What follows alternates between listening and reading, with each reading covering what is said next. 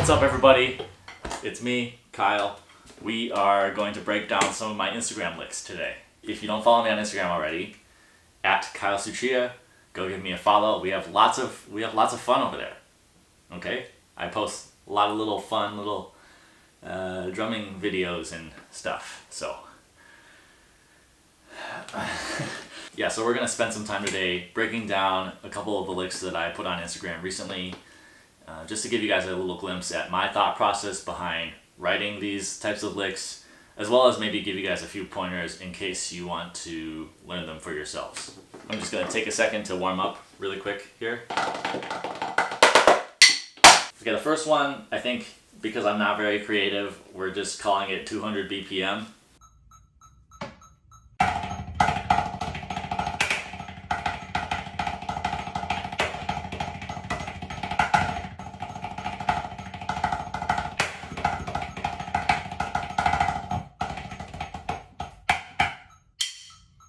So this one is at 200 beats per minute, and it's pretty challenging. A lot of the licks I write come out of just me hacking, messing around with no real agenda, and then just like accidentally doing something really cool that I like. And that was the case here. I was just hacking and came up with what ended up being the last like 1.5 measures.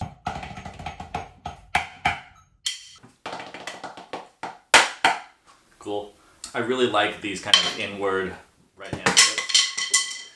I really like these kind of inward flips. I think they are far less common than flipping the right stick. Jesus. They are far less common than flipping the stick pretty much in any other direction. Like that's kind of become second nature to drummers.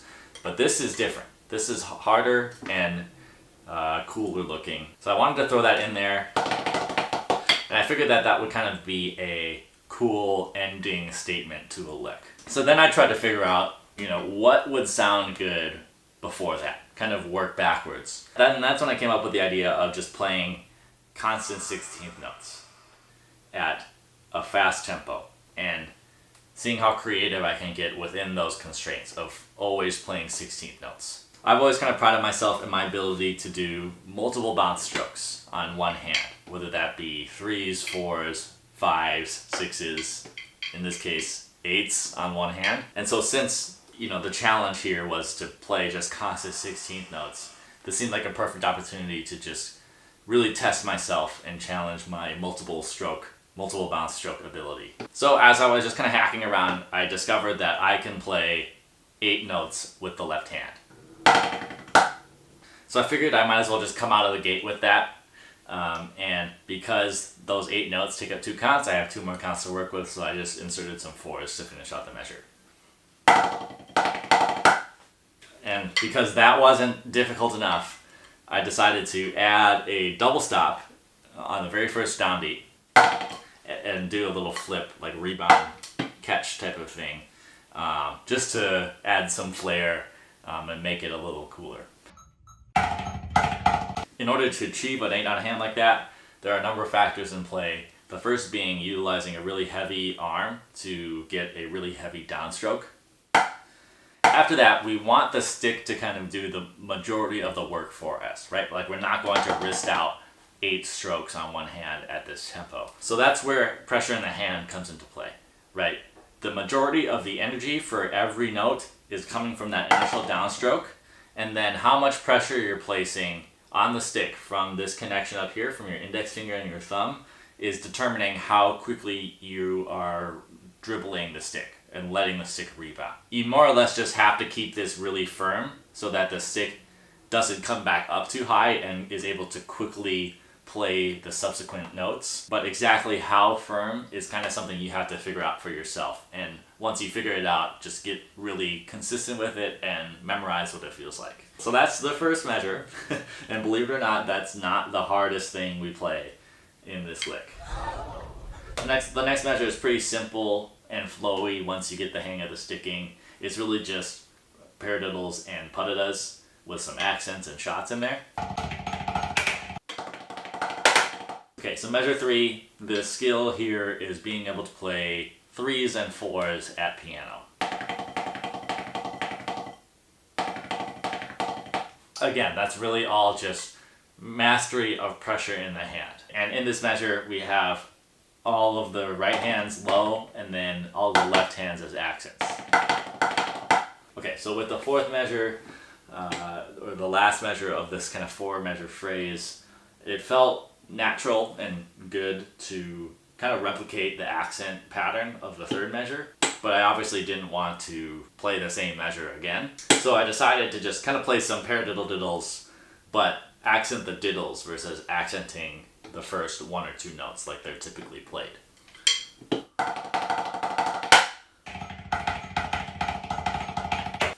Cool, so next measure. I had the idea to start incorporating some more stock stick control exercise stickings like right, left, left, left, or right, right, left. But in order to elevate it a little bit more, I added in some backsticks, some high-loms, some crossovers on the non-dominant hand. So the hardest part of that, I think, is coming from the high mom, playing a 3 with the right hand as you're crossing over with the left hand, and then maintaining diddle quality as you uncross the sticks. Something to keep in mind here that actually I learned back in my quad playing days in high school, when you have to move zones with your stick, like when you're doing a crossover, make sure you are rotating more from up here in the elbow, okay? Now, we don't have to do anything drastic like quad players do, right?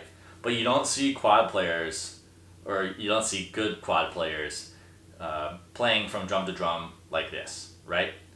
And the reason for that is in order to achieve good sound quality, you need to have basically from the elbow to the beat of the stick, all has to be like one straight line. That's like what's natural for your body, and that's what produces the most sound quality. And especially when you're playing diddles, this all has to be moving in the same direction. And so by rotating from the elbow, whenever you have to do a zone change, that enables your entire arm from the elbow to the beat of the stick to be in one straight line the entire time.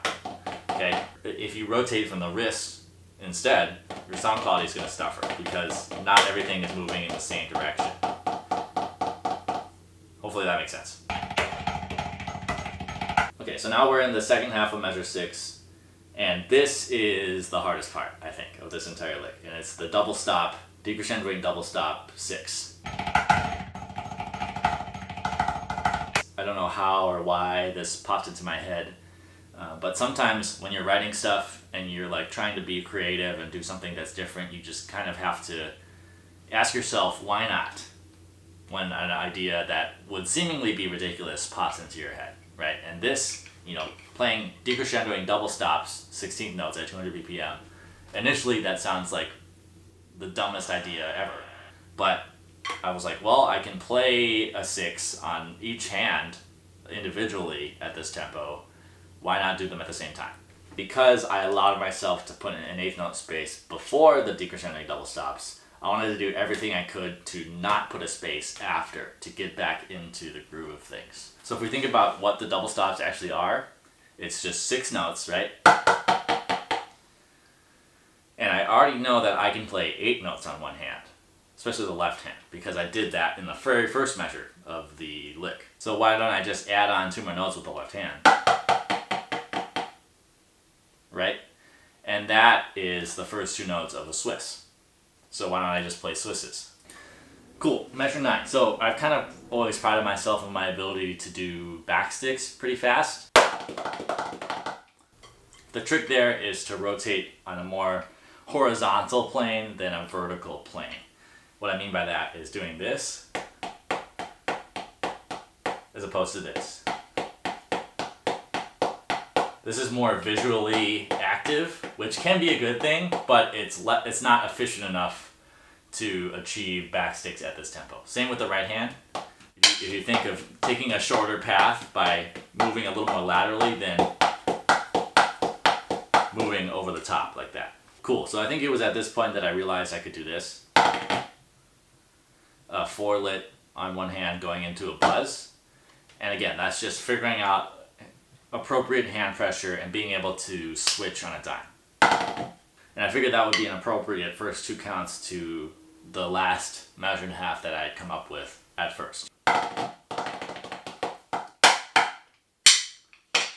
So I knew what I wanted to end with. So I had my last two measures. There was really just one more measure I needed to write to connect to those last two measures. So I just kept it simple, played around with accents and sticking that just felt natural to me and sounded good. And yeah, this is what I came up with.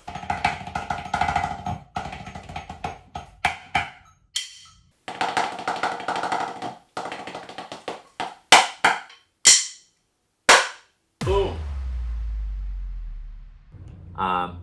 Hi. It was my full intention to do 2 Instagram breakdowns in this one video, but as I'm editing this, I'm realizing that this video is already getting pretty long. So I'm gonna cut things off here, and you'll see the other breakdown I did in a separate video. Thank you guys very much for watching. Hopefully you enjoyed this video and maybe learned a thing or two. I'll probably post more videos like this as I continue to write more things and put stuff out on my social channels. So be sure to follow me on Instagram and subscribe to my YouTube channel if you haven't already so you don't miss out on any of it. Okay, that's it.